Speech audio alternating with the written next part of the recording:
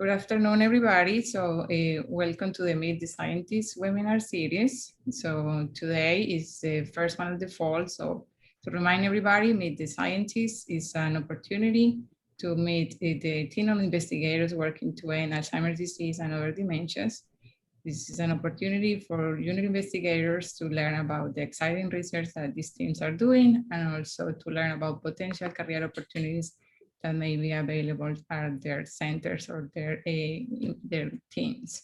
So to learn more about the different programs that we have, you can visit our website. And today we have the pleasure to have the Banner Alzheimer's Institute investigators. So I'm going to stop sharing and I'm going to pass it to Dr. Eric Reiman. Thank you, Jaquel. I am going to see if I can find this slide. Can you see the slide? Yes. Thank you. So I want to begin by thanking Dr. Quiroz and her colleagues for giving Banner Alzheimer's Institute the opportunity to share some information about our programs here today. We, meaning all of us at BAI and our partnering institutions and today's speakers, really appreciate that opportunity. Today, I will provide a broad overview of some of the programs that we have at BAI and its sister organizations. Dr. Tariot will provide more information about that and other programs. You'll also hear from Yisu and Kewei Chen in regard to brain imaging research studies, Valentina Ghisays, Jeremy Pruzin, and Malek-Ahmadi.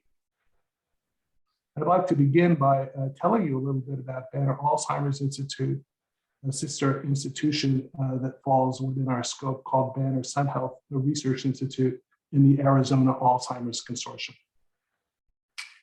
When Banner Alzheimer's Institute was established in late 2006, we had three goals.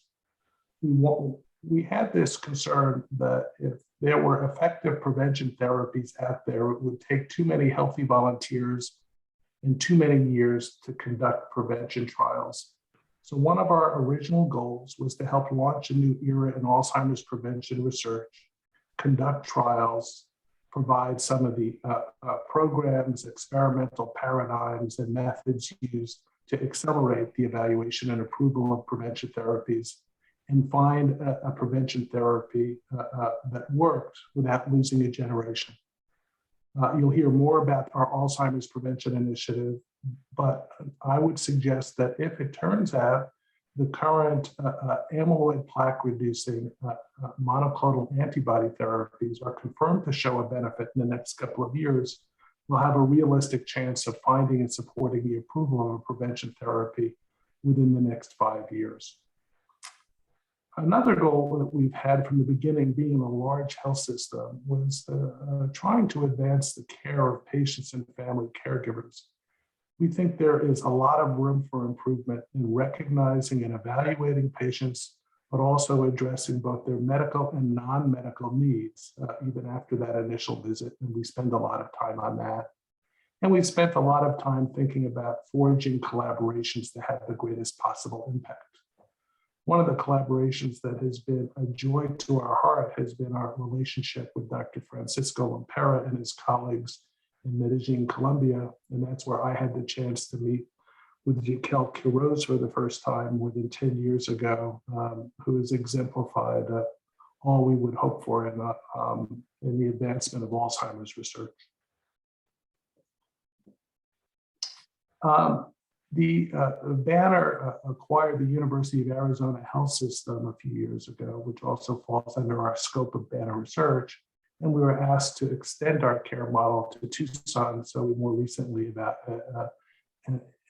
initiated a program in Tucson, including a memory center, a Lewy Bodies Dementia Center, and opportunities to help advance the goals of some of our research partners there. At Banner Sun Health Research Institute, which also falls within our scope, this is an institute that has been around for many years before it became part of Banner Health. and it is located in the highest concentration of senior citizens in the United States in Sun City. It has a range of programs. And our Alzheimer's Institute, Tucson, I should mention, is led by a terrific geriatric psychiatrist, Alan Anderson. BAI, Dr. Tariot and I are partners in that endeavor. And Banner Sun Health Research Institute is led by our colleague, Ali Atri, who some of you know. In addition to having some of the care models, clinical trials, and other research programs, we're very proud of the brain and body donation program here.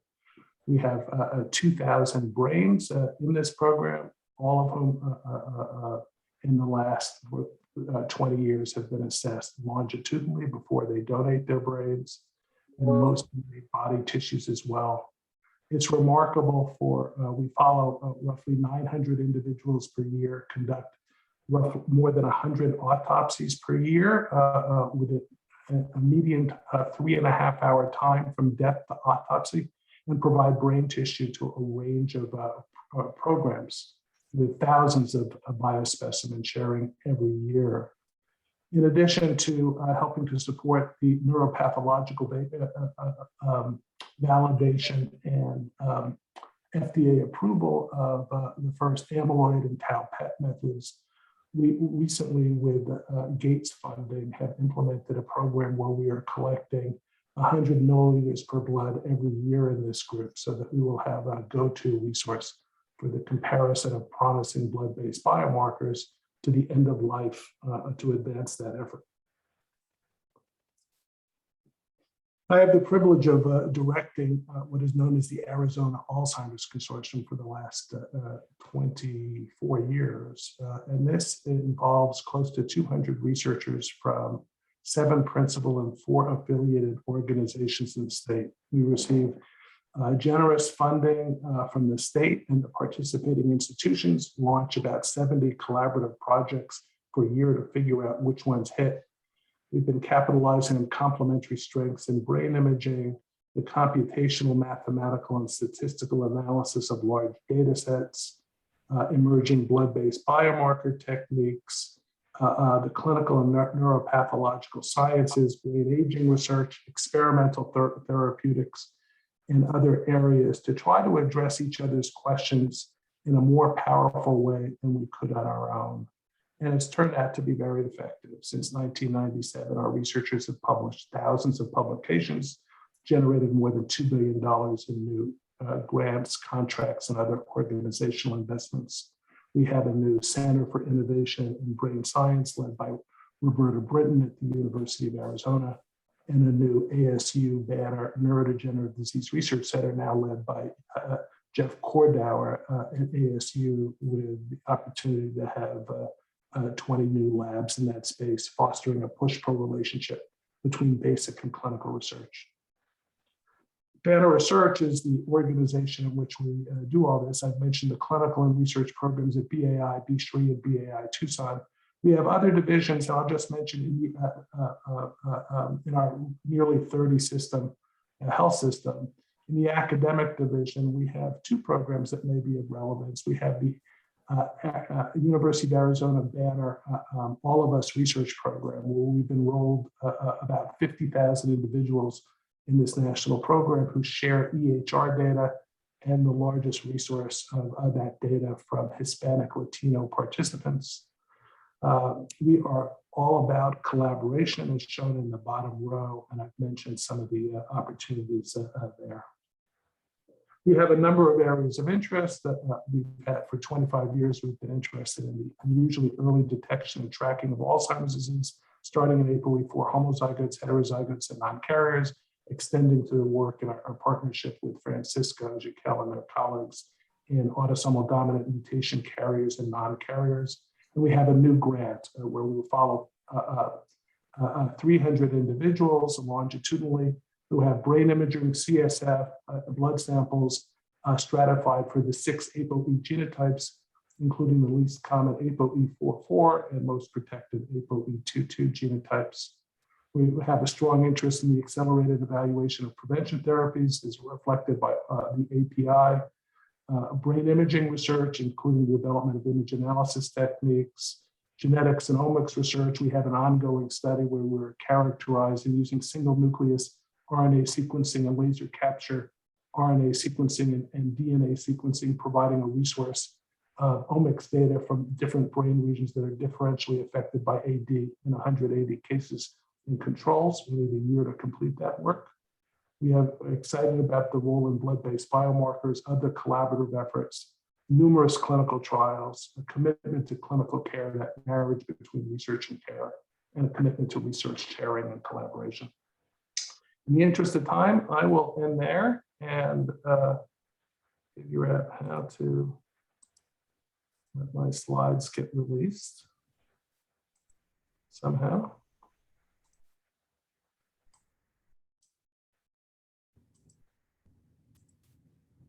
And our next speaker is Dr. Tariot, my partner in everything we do, and who will describe some information in more detail about BAI. Okay, thanks, Eric. Can somebody tell me if you're able to see my slides? Yep. They look about right? They're not on presentation mode, but they do. Is that any better? Yep, thank you. Okay, great. So hi, everybody. Delighted to meet you. I wish it were in person. I'm Pierre Tariot. I'm an internist and geriatric psychiatrist and clinical trialist. And I want to spend a little over 5 minutes giving you a slightly different but slightly overlapping perspective on our institute and why we're doing what we're doing. This is an architectural rendition of what the Institute might have looked like if we had spent $250,000 on a design element that we didn't spend. But it gives you a glimpse of our 20,000 square foot building here in Phoenix. So Eric mentioned that our institute was birthed in the context of a large nonprofit, non-denominational healthcare system called Banner Health. Used to be a hospital system only. Now it's turned into a comprehensive healthcare system. It's a relatively young organization, and in 2005, the new board of directors said that they would like to invest corporate resources in the development of 1 or 2 clinical centers of excellence. So this was their sort of pyramid, 26 or so hospitals and in a number of medical centers, and some specialty centers to be able to take care of most complex patients, and then 1 or 2, quote, centers of excellence that were actually conceived as branding opportunities for a healthcare system that was not known outside of the region. So what did they mean by a center of excellence? People. They wanted leadership of these centers to compete nationally for recruitment and retention of the best people. They wanted demonstration of care, people coming for care outside of a specific geographic region, excellent services, all the right tools and technologies, successful research, and all of this to help Banner become known as the place where, oh, that's where that good stuff happens. Those of you who lead programs might notice what's missing here, which is money. Banner did not view this as a money-making opportunity, rather in essence, a branding opportunity. So that's just the general concept. But where do you go with that? What should a center of excellence look like, particularly in a community health system that delivers care? So this is more or less the question that leadership posed to Eric and me and a couple of others. How can we find a way to improve treatment, but also be at the tip of the spear in finding a way to put Alzheimer's behind us? And long story short, we needed to do both. We needed to create a model of care that was considered dramatically effective, and we needed to contribute in important ways to finding a way to end Alzheimer's without losing another generation. So I'm condensing a 2-year story into really one slide. We said, look, we're going to leave drug discovery to the pharmaceutical industry and to Harvard and Harvard spin-offs or WashU or whatever. We're not going to do that. We're not going to do animal or laboratory research. We're not going to independently develop new technologies, although under the leadership of Eric and Isu and Kewei Chen and others, our ability to leverage and deploy technologies is important, and you'll hear more about that. We thought that the way we could contribute was in the context of an excellent clinical care program, be a place where clinical assessments could be done rapidly and well. So we decided that from a research standpoint, what we would do, and I'm choosing my words very carefully, is create an Alzheimer's disease treatment and prevention development accelerator. How's that for a mouthful? And so the design of our institute that Eric briefly alluded to is simple sounding. We have two bookends, a clinical bookend and a clinical research bookend. The clinical bookend is a memory clinic working in partnership with social workers and nurses and other non-medical experts to help patients and families navigate these illnesses, but also to do a lot to improve education and outreach. And the research bookend is a robust clinical trials program. Typically, we have about 35 open trials at any given time, as well as a portfolio of prevention studies going. You'll hear more about our imaging capabilities from others. And all of this, of course, done in the context of collaborating with our other centers across the consortium. So we have our memory center that has the clinic, our family and community services program, our trials and natural history studies, the imaging center. I won't read the slide, you'll hear more about it. The Alzheimer's Prevention Initiative that I'll come back to in a minute. And actually, this might be my opportunity. Well, I don't remember. Then we have some clinical programs that I won't dwell on, but we are experimenting with, continually experimenting with novel ways to improve the care that persons with dementia and their partners get in primary care. And then Eric has already mentioned our sister institutes. The Alzheimer's Prevention Initiative began importantly with our partnership with Dr. Lopera and his colleagues at the Neurosciences Group of Antioquia, and I know you've heard about that from others. We're nearing the end of our first trial there with ideas about other studies to follow. I'm sure you've heard about the many additional kinds of data that have emerged from the Colombian efforts led by Dr. Lopera, Dr. Quiroz, and others. We launched 2 global prevention studies in partnership with Novartis, looking at an active immunotherapy and a BACE inhibitor. This was called the Generation Program.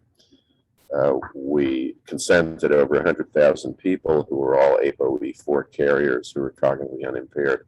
That study had to be shut down because of unanticipated problems with the BACE inhibitor. Our 4th API trial has launched, although this isn't widely known. It's in partnership with Lilly, looking at donanemab in people who are cognitively unimpaired and meet certain fluid biomarker characteristics. And then we have a 5th study that will launch probably next year, and several others in the planning stages.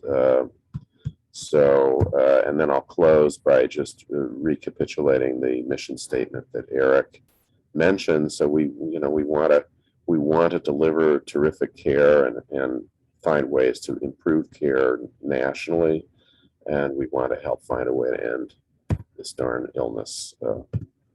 So I'll stop sharing there. Eric, others, anything you want to add or subtract? No, really appreciate it, Pierre. That was terrific. If you could stop sharing your slides. Our next speaker is Yi Su, And Yi oversees our computational image analysis and data analysis program. He comes to us from Washington University most recently, and has been a real asset to our program. Yi?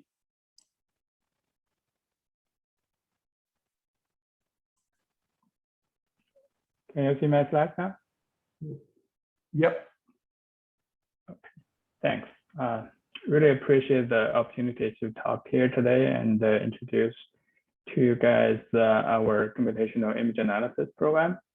A little bit about myself first. My name is Yi Su, and I got my PhD in biomedical engineering from Yale Graduate School, and then got my postdoctoral training in radiological sciences at Washington University in St. Louis. I joined Banner about 3 years ago and to lead the computational image analysis lab. And I also serve as the co-lead of the biomarker core of the Arizona Alzheimer's Disease Center.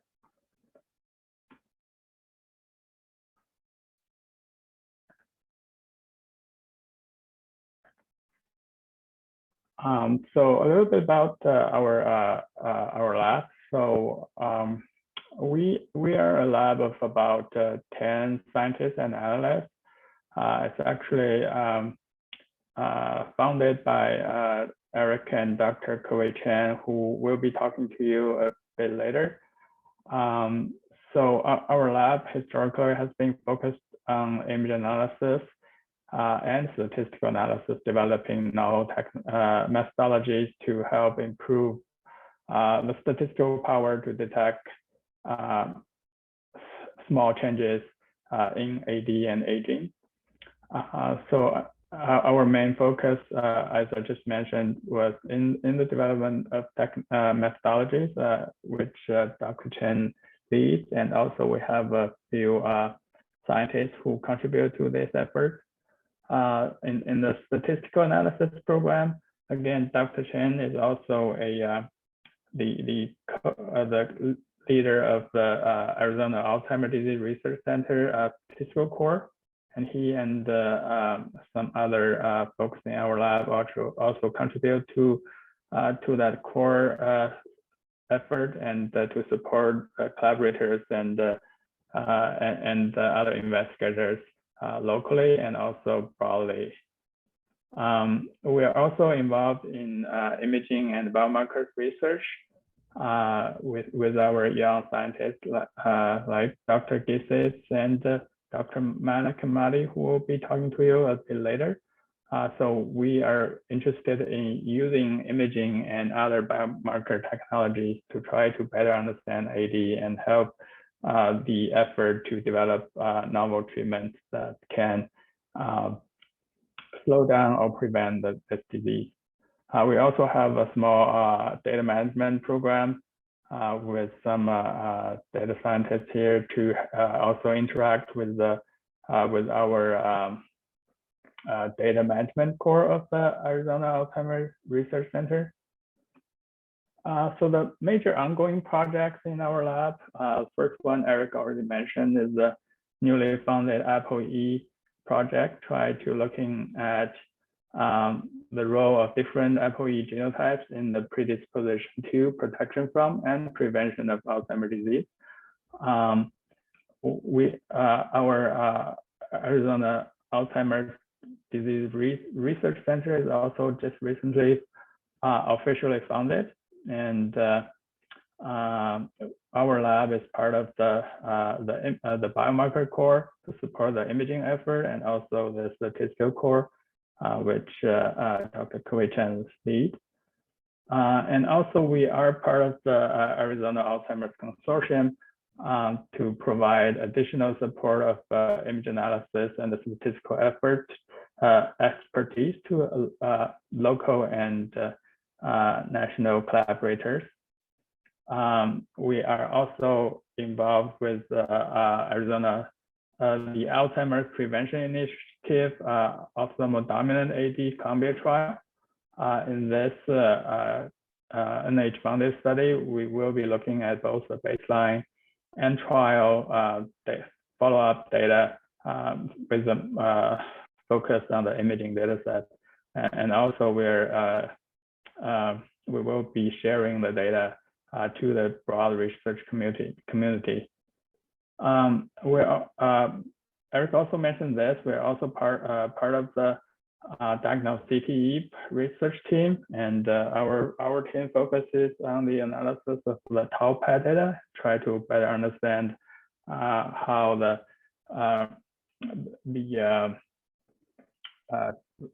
chronic traumatic encephalopathy is related to the different biomarkers, including tau.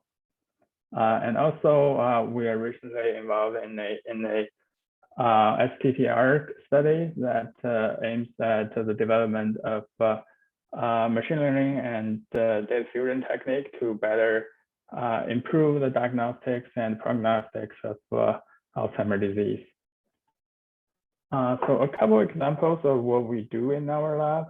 As I mentioned, one of the focus is to perform image analysis, and we are currently trying to put together a high throughput analysis pipeline so that a large amount of data can be pushed through these pipelines, and to help with AD research and leverage the recent development of machine learning and deep learning algorithms. And another recent effort of our team is try to develop technologies to better harmonize imaging data.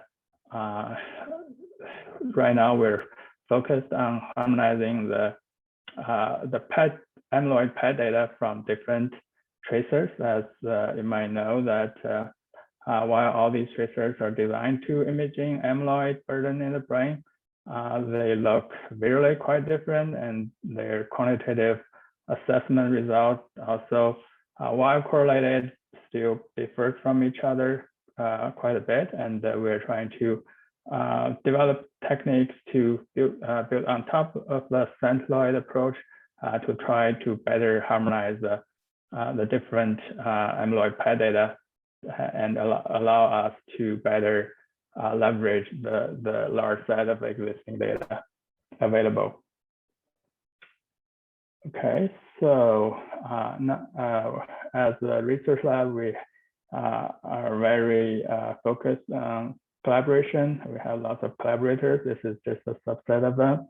And also would like to thank all the funding agencies that allow us to do our work. With that, I'll end my presentation. Thank you so much, Yi. If you could stop sharing your screen. Yeah. Our next speaker is my friend Kewei Chen, who has been working with us closely for more than 25 years, a leading biomathematician and computer scientist who leads the ADRC's Data Management and Statistics Core. If I could just ask my colleagues, mainly as a result of it being my fault, if we can stay relatively brief so that we can stay on time for everybody, that would be great. Kewei? Thank you. I'm going to, can you see my screen? Yes. I'm going to get into the special area, basically to give you some example of methodology development over the years in our institute and in our lab. And so this is the development and also applying statistical and analytical technique in the study of Alzheimer's disease and prevention. So, so in addition to data analysis, we have been very productive and active in developing methodology in addressing challenging issues in the research of AD and AD prevention. So I start with research is about answering questions. And of course, this is the case, always the case. And new research question, when a new research question comes up, and we as a researcher are going to ask, can it be addressed using an existing method? Or if not, can a method be developed and to address it? And I'm going to emphasize the second part of this. The second question here is, can a method be developed to address it, the research question that come to you? So I want to emphasize the question usually comes from yourself or most of the time from medical expert. Like in our case, like Eric and Pierre's, they give us some question and for us to think about, and they characterize by Eric as push-pull relationship for application inspired methodology development. So question one, for example, when I assume you all are familiar with ITM analysis, and let's say you've done two group differences, and only see some result at very liberal level at uncorrect p equal 0.05 level. And the question comes to you, is the result reportable and trustable? So let's imagine you examine group differences slide by slide, and this one slice, two-dimensional slides, of course, you have three-dimensional images here. And what you show here is basically the fluctuation from voxel to voxel. The peak is basically indicating the increase or higher in one group compared to other, and the value is opposite direction. And what you see here is kind of random noise, no signal. Peaks value are with equal chance coming up and down. And in this case, you don't have any findings. And you basically say this is not reportable and negative findings. And in many typical reports, you will see the slides, again, two-dimensional slides, you see very high peak, and also you have some fluctuation up and down in other locations of the slices. And here we talk about, if you are familiar with something, multiple comparative correction, because at each voxel you compare the two groups. That's where the voxel comparison comes about. And if you correct for it, and you'll see some signal here, and the signal is displayed as a color. Okay, and this is definitely reportable and a positive finding. What about you see something only one directional differences? You only see peaks, not valleys. Like in this case, you only see, or maybe this is better to say, you see all something goes in one side, not one in the other side. And I can characterize the group differences is massive. You see almost everywhere and consistent, meaning always in one direction, not in that direction, but low magnitude. You don't see a big shock of signal. So we introduced a technique based on multicolor simulation called majority constants, and we use it to compare the difference between tau SVR values between NFL player was number control. We see at our current level, we see a loud signal, but in the opposite direction, you'll see almost no signals. If uncorrected, you won't be able to. By the way, this is not all the funding, so this is not the funding we have recently. If you cannot, if you use uncorrected, the family correction, you won't be able to report anything. But using all statistics, majority constant, you will see there are number of voxels. You have this many number of voxels in the hypothesized direction. You only have few voxels in the opposite direction, and the difference is 55 differences. And if you use this majority constant, you see significance, which can be reported. Okay, and this is comes to another question: Can we run multimodal analysis, co-analyze multimodal data? And the answer is yes, and there are many different ways, and we develop methodology called multimodal partial square technique. And this is a demonstration of all the way, if you run one modality each alone, you'll see the group differences. And if you see them together, you'll see better separation between two groups. In this demonstration, we use young and old as two groups in our methodology development introduction. And we applied this method recently to Dr. Guang Smith in Johns Hopkins study, co-analyze the P, amyloid and serotonin receptor using DASB tracer, and we see a better signal, better separation in this study. So we have analyzed more than 2 modality data by using this technique. And let me come to another question. You can ask, this graph is very well known by each of you. You all know this one here. Biomarker come into abnormal in our sequential sequences. And we want to ask a question: how early biomarker be how many years earlier the biomarker B than biomarker A, the biomarker A than biomarker B. And this such question can be quantified statistically. For example, we can say this is an example for MCI convert to AD in ADMI study. We can say the hippocampus volume is 1 year earlier than MMC with probability at 0.000 less than 0.001, or 2 years earlier with the probability at 0.044, something like that. So this kind of probability can be calculated using a methodology we introduced. We can also use the similar methodology to calculate the sequence of this one here and give a type of error assessment of this sequence. Again, this MCI converter to AD. This sequence, the word non-negative is true or right for other question. And we have other methodology developed. I think my time is running out. I have only 5 minutes. Actually, I'm beyond 5 minutes. I will stop here, but just want you to know that we have been very active with a team effort, a team spirit, developed many methodologies, a number of methodologies for our CEOs. Thank you. Thanks so much, Kewei. You know, Yi and Kewei exemplify our commitment to collaboration and helping to support researchers and trainees from our inside and outside of Arizona. Our next speaker is Valentina Ghisays, a really talented young faculty member in our program, and we're delighted to have here at the AI. Valentina?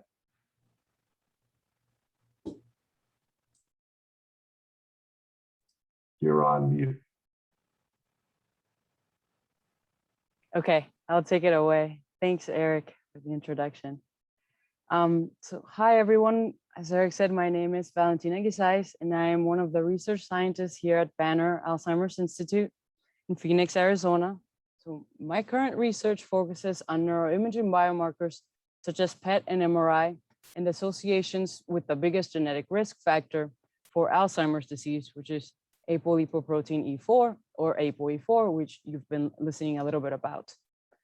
I recently started analyzing blood-based and CSF biomarker data to investigate the relationships with ApoE4 in combination with neuroimaging measures of plaque and tangle pathology. I'm also training on the design of prevention trials using some of these novel biomarkers that need to be validated. So for a little bit more background, each additional copy of the ApoE4 allele in a person's genotype is associated with a higher risk of Alzheimer's disease in a younger average age at dementia onset. With our colleagues, we previously characterized relationships between amyloid and tau PET and MRI measurements in age in unimpaired participants with 2, 1, or no copies of the ApoE4 allele from the Arizona ApoE4 gene dose cohort and the Mayo Clinic study of aging cohorts. More recently, we characterized plasma A-beta 42 to 40 ratios in 121 47 to 86-year-olds from the Arizona ApoE cohort on the ability to discriminate individuals with an amyloid positive or an amyloid negative PET scan. Today, I would like to describe the results adapted from our 2020 Alzheimer's and Dementia publication and our 2021 Alzheimer's Disease Research Consortium meeting, where we compared PET SUVRs and plasma A-beta 42 to 40 ratios and the proportion of amyloid positivity with each measure among gene dose group in a subset of age-matched 47 to 70-year-olds. As you can see, homo and heterozygote groups have higher cortical amyloid deposition and lower concentrations of plasma A-beta 42 to 40, which is inversely associated with amyloid load compared to non-carriers. The bar graphs indicate the higher proportion of A-beta positivity with non-carriers at or before age 70. And we can see again, homozygotes and the heterozygotes with a higher proportion in the non-carriers. Next, we compared PET SUVRs and plasma A-beta 42 to 40 ratios in the proportion of amyloid positivity with each measure among the gene dose groups in a subset of 71 to 85-year-olds. We see that 3 out of the 4 cognitively unimpaired homozygotes over the age of 70 had normal PET SUVRs, and in a separate subset of blood-based measurements, we see that four different homozygotes over the age of 70, of whom 3 had normal A beta 42 to 40 ratios, which is consistent with our previous findings using amyloid PET and suggests that there are factors that account for the resistance to amyloid deposition in those homozygotes who remain cognitively unimpaired at older ages despite their genetic risk. Also consistent with our PET findings, we see that ApoE4 heterozygotes continue to have greater amyloid deposition and lower levels of amyloid A beta 42 to 40 ratios at these older ages, suggesting that a significant proportion of heterozygotes at these older ages remained at higher risk. So to sum up, our previous amyloid PET findings and new plasma and CSF findings demonstrate that ApoE4 gene dose is associated with greater amyloid deposition at older ages. It suggests that our resistance to amyloid plaque deposition may account for those ApoE4 homozygotes who remain unimpaired at older ages. But additional studies are needed to clarify the potential targetable protective factors that account for the absence of amyloid plaque deposition and cognitive impairment in those homozygotes who remain unimpaired at older ages, despite their genetic risk. This work is made possible thanks to the contributions of our colleagues and collaborators, as well as the team members at Banner Alzheimer's Institute. And with that, I leave you with our final speaker, Dr. Malek-Ahmadi. Stop sharing my screen. All right, thank you, Valentina. I appreciate it. So let me go ahead and share my screen.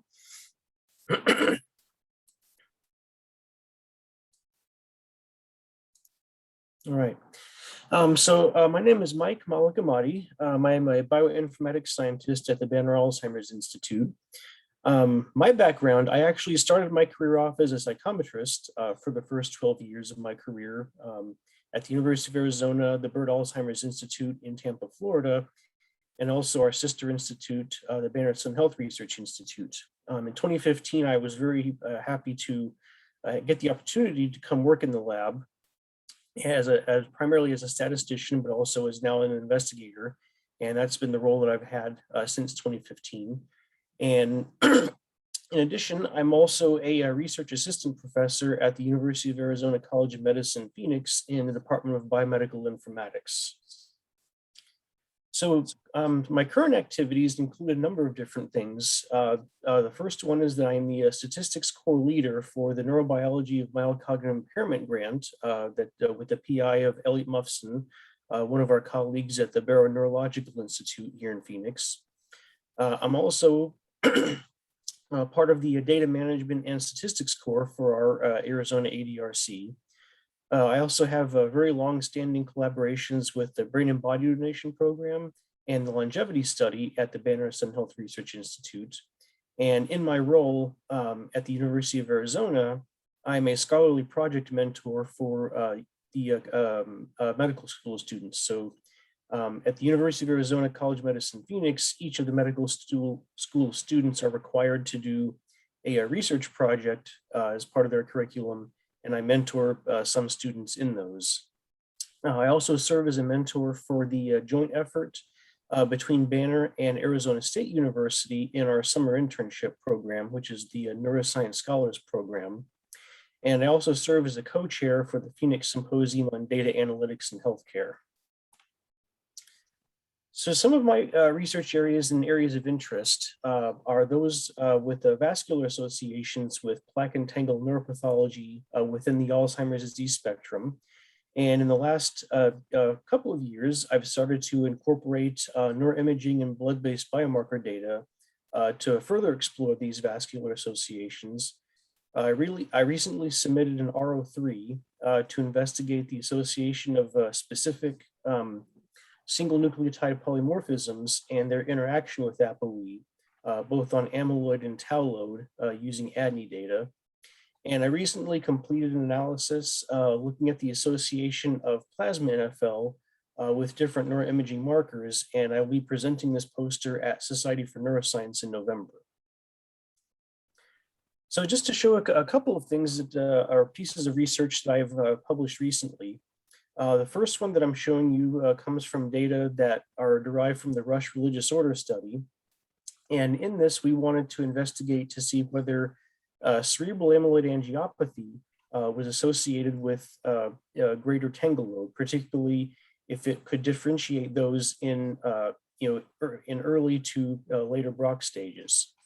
So with this data, what we found was that individuals with CAA were about 2 times more likely to be in the Brock stage 3 relative to Brock stages 1 and 2 after adjustments for several different variables, including ApoE and amyloid load.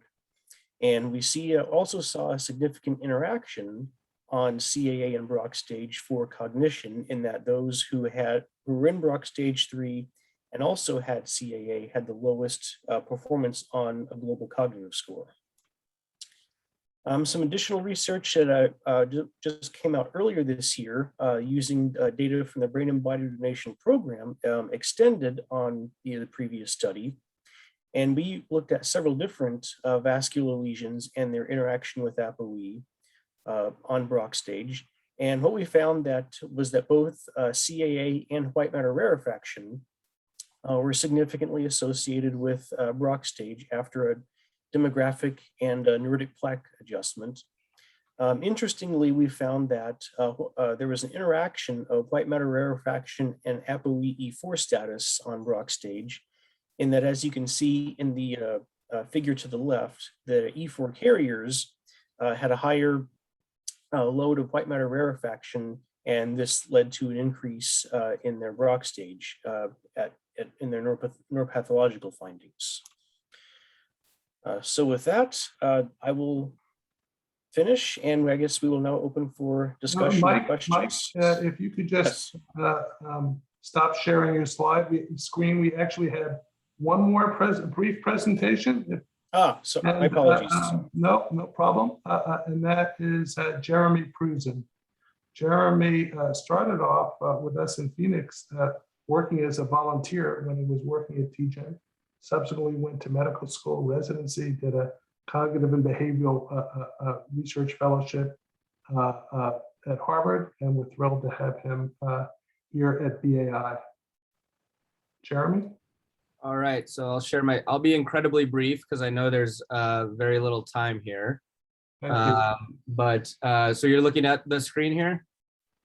Or Yep. my slide? Okay, so I'm a behavioral neurologist who does clinic and also research. I did residency at Rush University Medical Center, know them quite well. And then, as Eric mentioned, fellowship at Brigham and Women's Hospital and Harvard, working with the Harvard Aging Brain Study. So my bigger overall interest, which is what this first slide is about, it can kind of be summed up in one sentence, which is, I want to provide comprehensive dementia care for cognitively unimpaired people in middle age and beyond, and at the same time work that into an integrated longitudinal research cohort. So my goal in life here is to sort of bring dementia care and research, back towards people not only in their 50s and 60s, but really in their 30s and 40s, because I think that really ultimately is going to be part of the answer, even if some of the other pharmacologic therapies work. So that's really my overarching goal. I have two sort of projects related to that, trying to take bites off here at a time. So I'll just briefly mention one is looking at, in that vein, so looking at things like physical activity.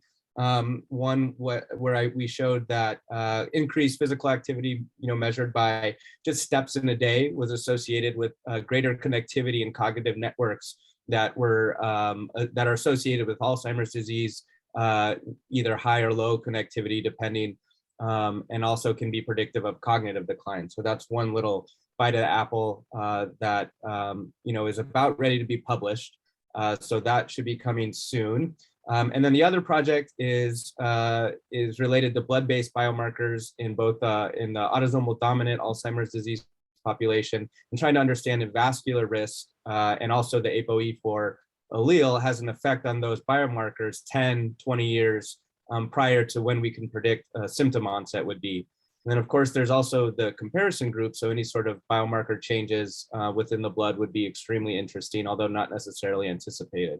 So, working with the kindred in general is incredibly important because they have that advantage of being able to estimate a year of symptom onset. And so in my quest to bring dementia care to 30 and 40-year-olds, knowing a group of people that unfortunately, will almost certainly get the disease at some point, and knowing what that anticipated interval will be is one way to try to get toward that goal. So I'll leave it at that because I know time is short. So thanks for listening. I know I can talk fast, and I was probably talking faster trying to be quick, but it's a pleasure to be able to speak with everyone. Thanks so much, Jeremy. If you could stop sharing your slide, that'd be great. And we can turn to the questions that have been raised. First question, I guess, was for me, and we looked at the effect of ApoE genotype in CTE. We've had the privilege here in Arizona of working with Bob Stern and his Boston University colleagues in retired NFL players. We have more than 500 former NFL players living in the Phoenix area, and published a report showing tau PET changes in the absence of amyloid deposition in the New England Journal of Medicine in 2019. In a collaborative study involving several centers, with Dr. Stern and his team spearheading the effort, and with PIs from Arizona University, Las Vegas, Nevada, Las Vegas, Brigham. And here we have been collecting data from 120 former NFL players, 60 former college players, and 120 normal controls, such that we could, with the gamut of brain imaging, CSF, and blood-based biomarkers. This data is just being looked at now and will be shared soon after, and it will hopefully provide more statistical power to look at effects like the effects of ApoE on outcomes, including potentially tau PET as an endophenotype. There's more work to be done in that space. The next question we have is from Francisco Lopera for Valentina. Valentina, Francisco would like to know your thoughts about what is the factor giving protection to ApoE4 homozygotes. Thanks, Eric, and it's a great question. That's really what we want to look at to see what gives these particular homozygotes older than 70 that resilience to amyloid deposition or resistance. So as I showed previously, it's even when we combine data from large cohorts like the Mayo Clinic Rochester and their cognitively unimpaired population, we get very few numbers of homozygotes who are older. Most, particularly for our study in the Arizona ApoE cohort, we focus on the cognitively unimpaired. So once they transition, they'll transition to a different study, and we see that it's around that age that we start losing those homozygotes. Eric, if you want to. So thanks, Valentina. So it's a really good question. So it's interesting. In Medellin, Colombia, as you know, Jaquel, Francisco, Joseph Arboleda, and our colleagues found an individual who was resistant to Alzheimer's disease, and demonstrated the value of using endophenotypes to try to characterize resilience. In that case, this person was resistant to the development of autosomal dominant Alzheimer's disease, despite having the highest amyloid deposition in the kindred. This is the ApoE3 Christchurch homozygosity. And with relative sparing of tau, tangle burden, and neurodegeneration. In contrast, ApoE4 homozygotes who remain unimpaired at older ages despite their genetic risk seem to be resistant to Alzheimer's disease due to a reduction in amyloid plaque deposition. The mechanisms still need to be worked out in that space, but I think there's one can get a sense of how you could study resistance, use endophenotypes to provide information. and then look at a range of potential protective factors, genetic and non-genetic factors to advance that goal. I saw two more questions, since one of them is actually more relevant for my colleagues like Jaquel and Francisco. Have you examined differences and similarities between AD and sporadic AD, including the role of ApoE? There's a lot of work underway in this space. We've just finished ApoE genotyping more than 2,000 individuals in this kindred in Colombia to be able to help further look at the impact of ApoE.